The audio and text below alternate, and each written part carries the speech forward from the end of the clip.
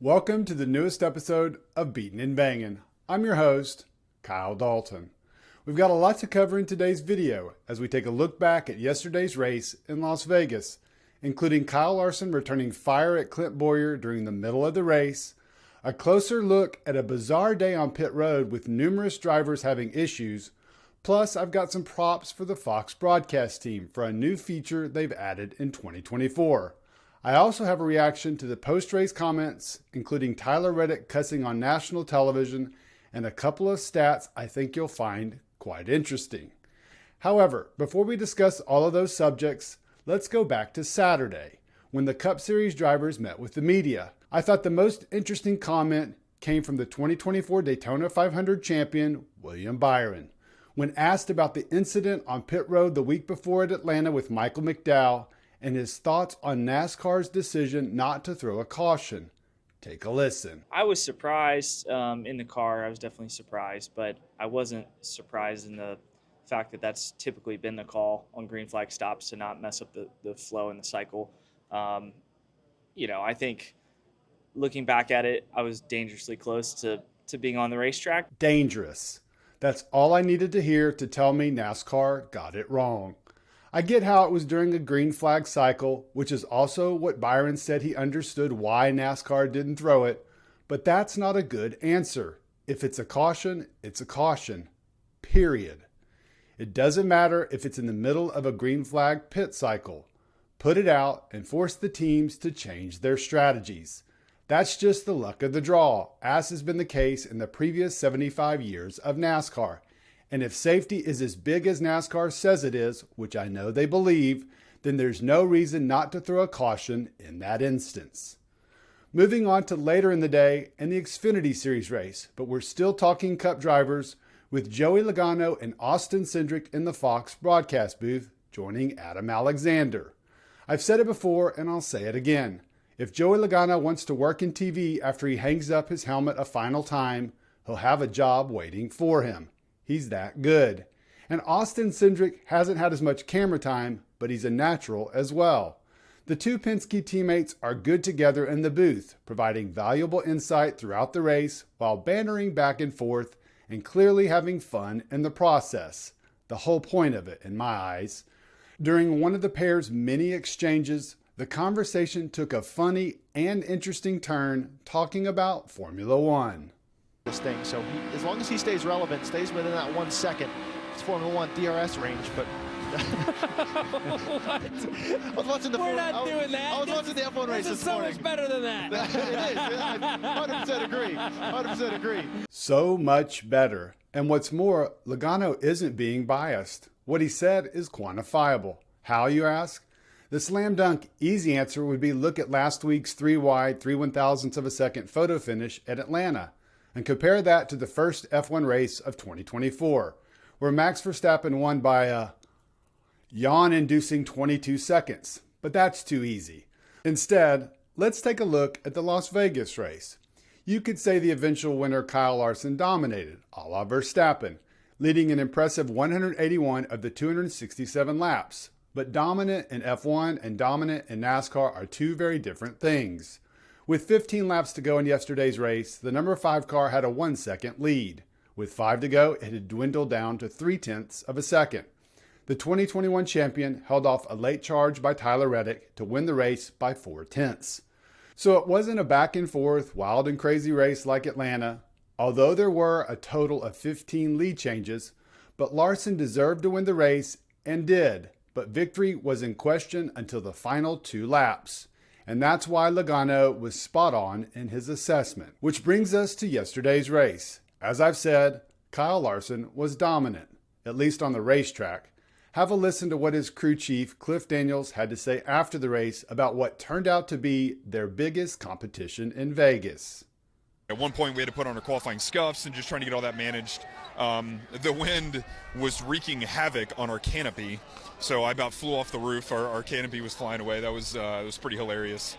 Now, in hindsight, in the moment, it wasn't a lot of fun. The wind was less of a factor on the track, but it apparently stirred up something strange in the air, because there were some pretty bizarre happenings throughout the 400-mile race on pit road.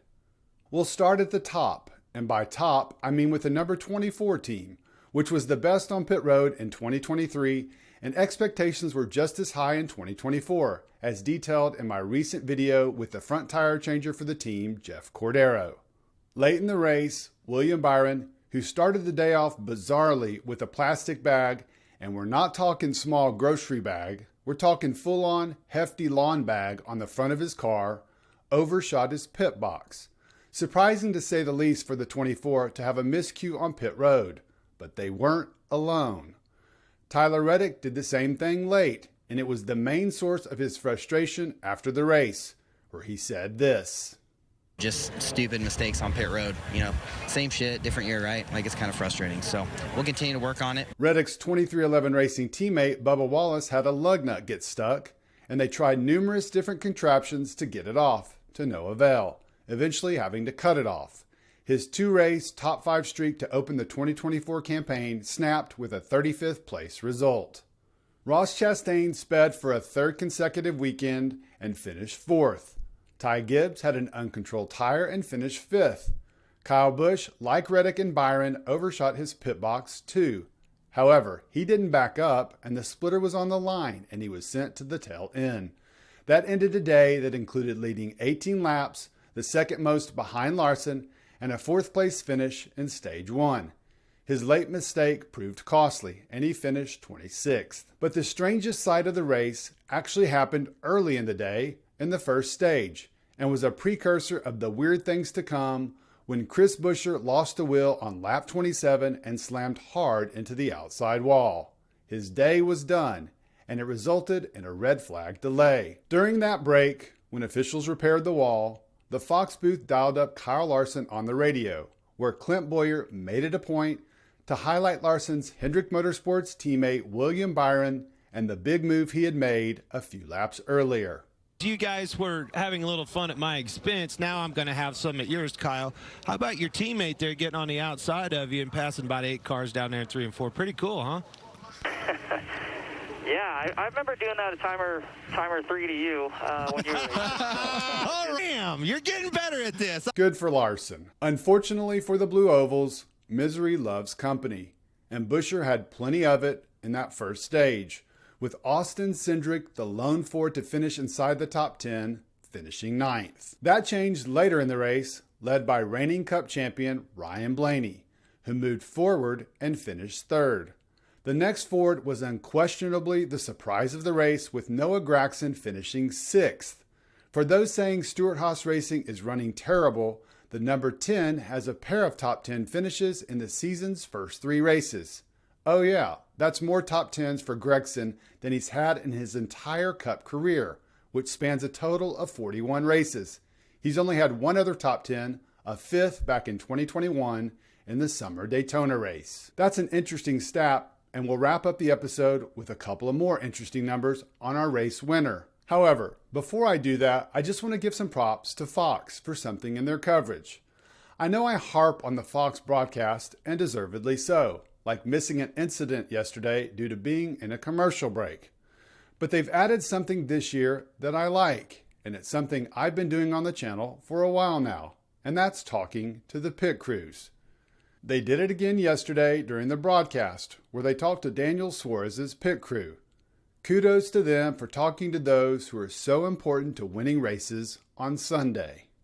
Now, back to those stats.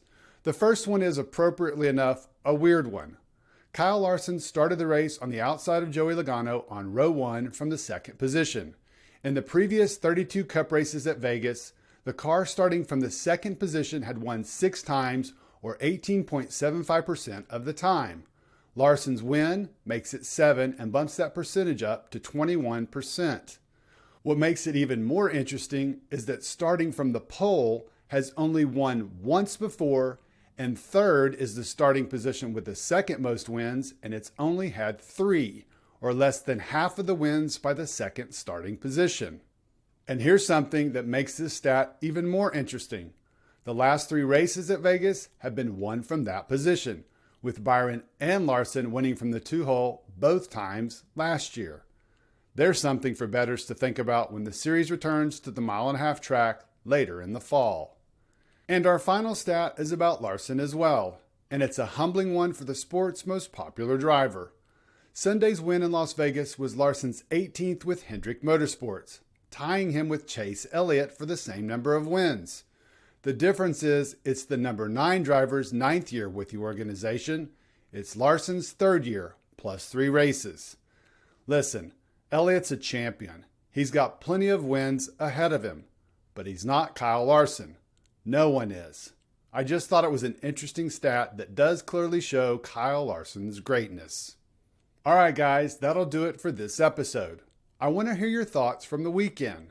Do you agree with William Byron that NASCAR should have thrown a caution at Atlanta? And what did you think about Joey Logano's remarks on F1? Finally, let me know what you thought about the race and those stats. As always, if you want to read my written work, go check it out at heavy.com. And don't forget to go sign up for my weekly newsletter at beatenandbangin.com, where you'll get an email sent to your inbox each Friday recapping the biggest news items from the week and what was said on the different podcasts. Thank you so much for supporting the channel and have a great rest of your day.